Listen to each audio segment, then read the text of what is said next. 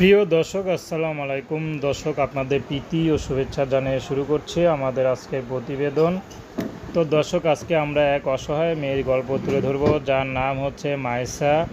মায়েশার পরিবারে দাদি আছে, ছোট একটা বোন আছে। মায়েশার বাবা মা কেউ নেই, কারণ মায়েশা ছোট বোন হওয়ার পরেই তার মাটা মারা যায় এবং তার বাবা বিয়ে করে আলাদা চলে যায়, তাদের কোনো আর খোঁজ খবর রাখে না। তো তার বাবা ভালো ছিল, অবস্থা ভালোই ছিল, ব্যবসা করত, কিন্তু এখন তাদের কোনো খরচ দেয় না দেখে তাদের অবস্থা খুবই খারাপ। তো মায়েশা যে জামা কাপড়টা পরে ছবি তোলা, এটা তার ঈদের ছবি, সেটাই দিয়েছে। তো মায়েশা এখন ইউটিউবে এসেছে ভালো একটা জীবনসঙ্গীর আশায়, কারণ তাদের খুব কষ্ট করে চলে। তো তারা আত্মীয় স্বজন যারা আসে আশেপাশে টুকটাক, তারা একটু সহযোগিতা করলে হয়তো খেতে পারে, না হলে খেতে পারে না। আর মায়েশাও যে কোনো ছোট কাজ করবে সেটাও করতে পারে না, কারণ মায়েশা দেখতে মাশাআল্লাহ ভালো এবং অনেকেই অনেক নজর দেয়, খারাপ কথা বলে, এর জন্য মায়েশা বাড়ি থেকে বাহিরে যায় না।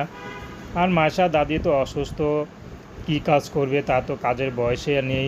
তো মায়েশা চাচ্ছে যদি এই দুরবস্থায় থেকে যদি কোনো ভালো একটা মানুষ পেয়ে যায়, সেই মানুষটি বিবাহিত হোক বয়স্ক, তাতে মায়েশার কোনো আপত্তি নেই। স্বামীর ভালোবাসা কে না চাইতে পারে, সবাই পেতে চায়। তো আমারও মন চায় স্বামীর আদর সোহাগ ভালোবাসা পেতে, যদি পেয়ে যায় আর এখানে আসবো না।